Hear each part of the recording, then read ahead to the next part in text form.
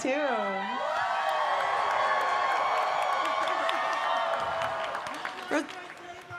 Rosario, I don't know if you planned this. What? But your footwear here perfectly matches a Lady Tano herself right up here in the front row. Did you see this? Yeah. Woo! Clearly she got the text. Gorgeous. Mm. Now I want to open up talking a little bit about some of this amazing cosplay real quickly, because this has been such a journey for you. Yeah. You've been Ahsoka Tano now all the way back since The Mandalorian Season 2. Yeah. You've stepped into those Laku so many times now. No. You're about to do it again Yeah. in Season 2. And they keep changing and getting longer. Whoa. But how does it feel for you then when you're used to seeing your own face in the mirror reflected as Ahsoka Tano, but then you see Ahsokas from all over the world walking towards you at places like Star Wars Celebration? I am always so impressed because, I have a whole team getting me ready, and the incredible details and reinterpretations that you see. And folks get really, really into it, sometimes very specific to be exact, or sometimes doing a completely different look. Like I met this woman who does Wonder Ahsoka, and it's a mixture between Wonder Woman and Ahsoka, and it really works. And I voice Wonder Woman as well, so for me it was like an awesome mashup. That was my favorite mashup, I have to say, Wonder Ahsoka. I love that. I love that. Does it get any easier for you as Ahsoka Tano on Ahsoka, the series, to get into that makeup day in, day out? Does it become something that you get it down to a quick transformation, or it's always a journey with your team? It's pretty long now at the moment. We're trying to get it back down. It took about 6 hours to get ready the other day. It was like, okay, but we have gotten it to an hour and a half before, so I think we're going to get back down there again. But we keep changing things up, and I think it's going to be very interesting. The hardware is, it started off as foam before, and it was very heavy and very dense and shorter, but we couldn't do any, it was so heavy. And now they've got this almost like skeleton that's in the inside. It's a 3D printed skeleton with the skin over it that is so soft, can I just say? I'm just constantly just stroking my hair kind of thing all day long. He's like, why are you doing that? I'm like, I'm just petting myself. It's just something you do when you're, Ahsoka Tano, I guess. I don't know. It's really remarkable, the technology that's gone into it. And I was filming it the other day, because when you look at it, the textures and the colors and even these little flecks that it just looks so alive. It's so special how each department takes on, everything that they're doing to the best of their ability and the most advanced. And we couldn't have done that in the first episode. It's really cool to kind of see what it's graduated to. So I know we're doing some more tweaks now, and I'm very excited to share it with y'all. Yeah. I can't wait to see it. I can't wait to see the next incarnation, the evolution of Ahsoka Tano. Yes. Now, I know it does take that village to get you into prep, into production, fully into Lady Tano's gear. But what excites you, as the actor behind her, every time you get to step into this role again? You've had a chance in Mandalorian, in Book of Boba Fett, and then, of course, in Ahsoka. For me, I think the very first one, I actually was looking at pictures and the very first iteration that we did in that first fitting with Shauna. And I remember, she was so excited. I was so excited. I was doing jumping jacks in the trailer. And I was like, they're going to fire me because I am being way too much of a fangirl. But it was so special because it was a new costume. It wasn't cosplay. It was something that would be cosplayed later, but it wasn't. It was brand new. So the idea that this character's stories were going to live on and that she was going to go on new adventures was just so exciting. I couldn't believe it. And so we kind of, every time that we get to do a new iteration and change even just a little something, it just gets me so excited because I know someone out there is going to see it and notice that detail. The thing that I remember when we even made the Leku a little longer, I was like, I wonder if anyone's going to notice. They were measuring it on the screen or something. Y'all don't miss anything. Not a thing. Not one Very detail. Impressive. It's very impressive. So I love it. It's very meditative, because it takes such a long process. And you have like a limited eyesight. You've got this whole forehead piece. Like this whole thing is going on, and it really kind of gets me into her. And that's something she's always taking that time to meditate, to find those visions and really make sure she's on the right path. And it's a very as that process of getting into her look is getting into her zone.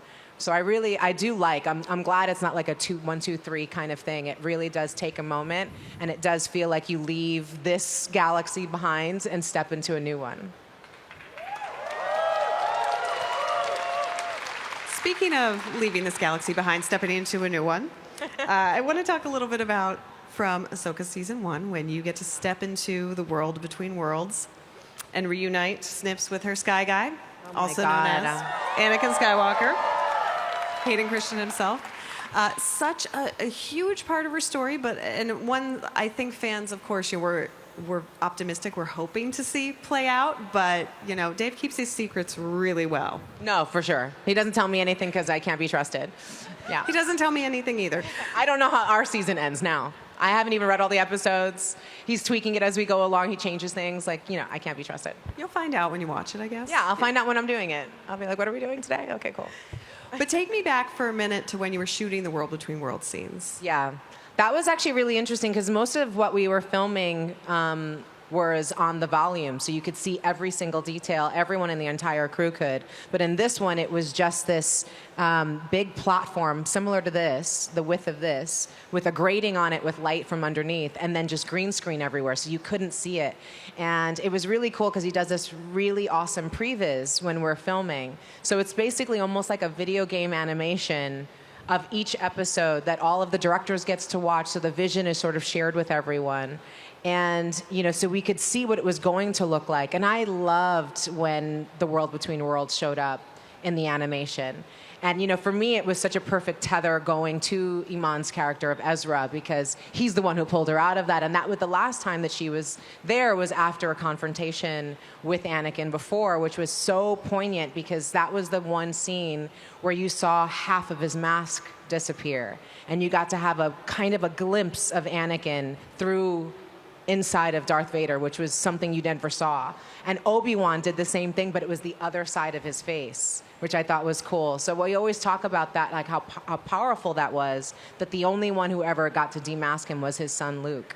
So to be there in that space with him again is just and see him kind of switching between Anakin and Darth Vader is just something we never get to see. And it was just, I remember we were crying on set, the entire crew. We have things filming when it's him walking down the platform and then it's Darth Vader people were freaking out. We were very, very emotional. And this was a big scene for me to do with Anakin, and for me to do with Hayden, because, we've known each other since we were teenagers and never dreamed that we'd be able to do this. And for Dave, it blows his mind that we know each other that long. So that history, that texture that we get to play with on screen has a very real, history to it and depth to it that we don't have, you can't make that up, that we actually remember each other as teenagers.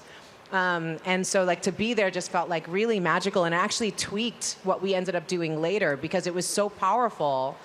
I remember talking to Dave about it and going, I think something has to change, and he's like, I'm feeling it too. We have to tweak the later scenes because this says so much in it. And watching it again yesterday on the screen, it is a really powerful and really great scene. And you got to see young Ahsoka. And you got to see Anakin in the Clone Wars in that armor. And I remember thinking how brilliant that was done for the fans who know the animation to be able to see all of that on screen, knowing what the World Between Worlds was, knowing what the Clone Wars looked like. But for folks who had never seen it or who had, you get to see Ahsoka at war so little. And you start to understand a lot more of the complexity of her character and the traumas she's gone through, and that's why she didn't want to train Grogu.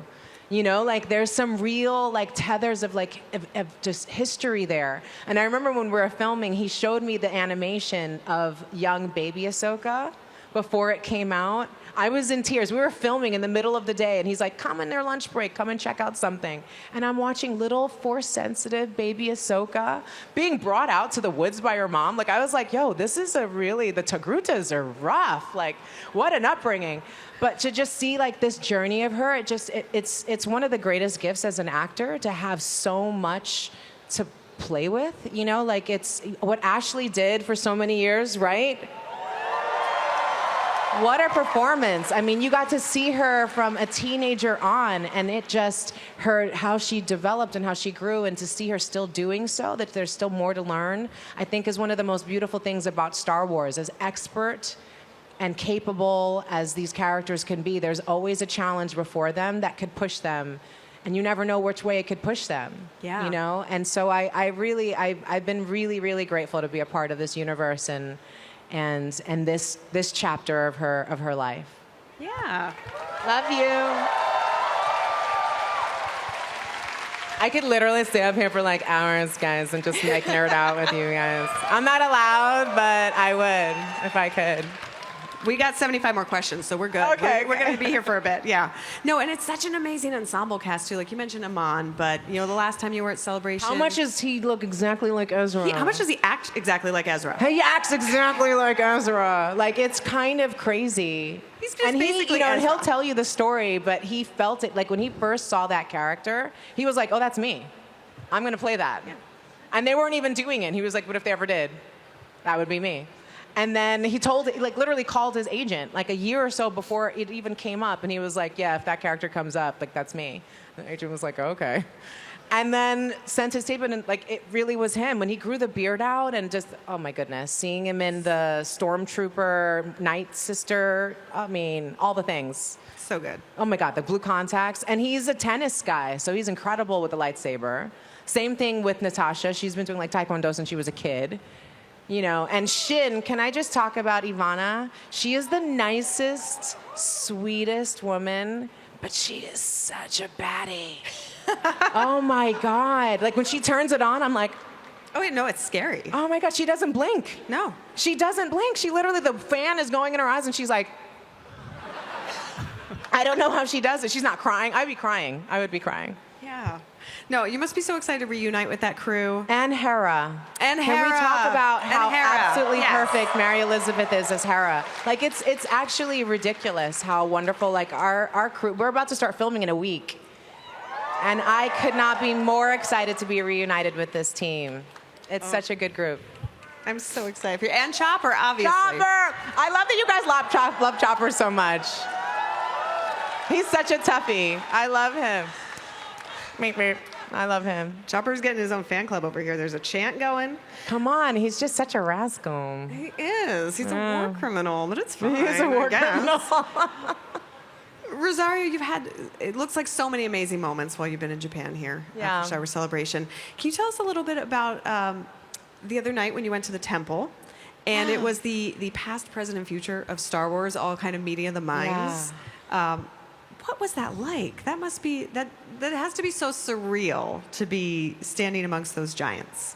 It's insane. You know, it's been, I remember when we did the Mandalorian episode, George Lucas came to visit on set. And he doesn't do that very often. And he was there holding little baby Grogu. And I remember John took a picture of him and it was blurry, and he posted it online, and it nearly broke the internet. And I was standing right there, and I was like, I got cut out of the shot. They don't know. I'm right there. We were filming the big fight battle with the magistrate, Morgan Elspeth, the great Diana Lee Inosanto, who I got to play with again on Ahsoka season 2, on season 1, and it's just, you know, to be up there, and Andor's I'm so jealous of everyone who got to see the first episode already. When I watched Andor season 1, those last couple episodes particularly, I was screaming at the screen. It is so well written. It is so brilliantly performed. It is so beautiful to watch because the whole depth and the landscape of it is so different than anything we've ever seen. And Rogue One is definitely one of my favorite films. So to think about just that idea of Princess Leia just going, what is this hope?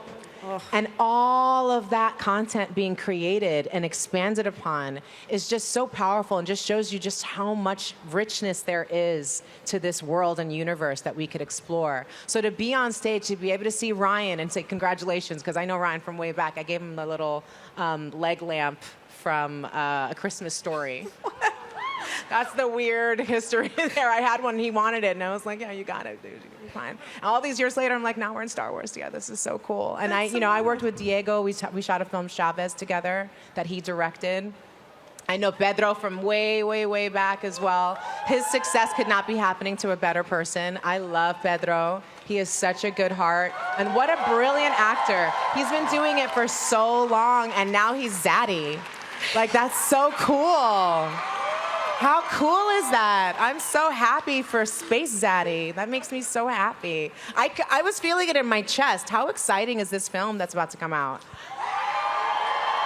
Like, Baby Grogu is so incredible. And to see how Baby Grogu has evolved as well. The fact that I remember when I was the one who got to just speak to him and name him to the world. I was like, yes, we're making Ahsoka live action, but that alone is going to be, it's such tremendous. If that's the only thing that I got to do, I was so happy and so grateful. So to be up there with Hayden again, knowing he's coming back for the second season. Yeah. Dave, they've been making these shows now for years. What they've done is just absolutely tremendous, and it just keeps getting better and better. I got to meet one of the cast members again from Skeleton Crew. Those kids are incredible. Like, they're so good. I got into so much trouble going to visit them on set. Oh, no. You're like, not supposed to cross the streams. That's all right. It's all good. I'm curious. I know we probably can't keep you for all 75 questions, sadly. No. But we've talked through so many amazing things. I'm curious, when you're between seasons, when you're between times when you're playing Ahsoka, what do you take with you from that role, from that character, that takes you forward in your own life? I have to say, I thought a lot about it when I was going into the first season, especially working with Diana Leone Santo, whose father, worked and started a whole dojo with Bruce Lee. And I got to meet Shannon Lee, his daughter, and talk to her a lot about who he was and how he prepared. And we all know that he was physical perfection, right? The level of discipline that he brought to his training and to his work was unparalleled. But he also did that with his mind. She was like, he had a library of over 1,000 books. He was constantly writing and journaling and just really working on himself spiritually, emotionally, thoughtfully, and physically. And I kept thinking about that a lot with her, as she's this Ronin-type character. Like, this is all she does. It's not like she goes to work 9 to 5 and then she steps into a different life. Like, she is always at that top level. And that kind of level of discipline is not possible for me. I'm not that, like, prince who doesn't own sweatpants. You know what I mean? Like, some folks do live on that kind of high level all the time. But it stays with me as a thought all the time. And how I communicate, the words that I use, how present I am with people. Because I think she's an incredibly present person. And that's something, like, I put my phone down more. Like, I make sure to really look people in the eye when I'm speaking with them. And, I'm trying to take that time. And I love that because that translates so much with how she is with Grogu, how she is with the Mandalorian, how she is with Sabine. Making sure that she's and letting her know that she is good as she is. And to just be the best that she can be. It's not about following perfectly in the steps of anyone else and trying to impress anyone else. It's trying to just be the best version of yourself at all times. And you're not going to do that successfully all the time. But that's when you give yourself grace, And I think that's the thing that I stay with. I meditate more now. I'm more mindful about how I'm eating, I'm sleeping. I'm just taking care of myself because I want to be prepared for anything that life throws at me at any moment and be right there for it. So that's what makes this so special, because I'm looking at maybe uncomfortably at some of you directly in the eyes, but I can really see just how present all of you are, and I think it's so special, and I'm so grateful that you're here. We've been looking forward to coming to Star Wars Celebration here for a long time. We are so excited. I know it hasn't happened here in over a dozen years. And I heard a statistic that over 78% of the attendees, this is their first celebration. That's awesome. That's amazing. You're that first. You know, like that is so cool. And it's so cool, I like to say, actually. It's so cool. And I'm really grateful to be here with all of you. And I'm gonna take all of this energy that you're bringing and putting it into the second season. So own that when you see it. That is. So I got to share it with the crew. They're all so jealous that they're not here. Oh. So, And but we're excited. It's all such beautiful sentiment. Thank you for sharing that. I think, just being present is such a great thing for all of us to take through. But you know who isn't present? John and Dave. I know. They're not here right now. So you want to tell us some secrets about season 2? Maybe? Wow. I mean, we gave away a lot. I mean, Zeb's coming back. Woo. Which we feel so grateful he's gracing us with his presence because he's a movie star now. It's kind of a big deal. He's about to be a movie star right now. We said Hayden's coming back, which is very exciting. We've also talked about, it is called Star Wars. We're going to have a pretty significant war, and it's going to be very cinematic. It's going to be really, really beautiful because, Thrawn goes big. Who I also kind of call Zaddy a little bit. Can we just talk about the ends that last episode? And he was like, Ahsoka Tano. I was like, Sabine, go in the back. Yeah, go in the back. He wants to talk to me. He's talking to me. And I think that's going to be really exciting. I know a lot of the fans wanted to see that sort of more moment between Ezra and Hera. But you're about to see them taking this on. It's really, really big. I love that Akbar's coming back. I hope it's not a trap for him. I hope it's not, but I'm getting something in my earpiece. It sounds like Dave's on the phone. He wants to talk to you when we get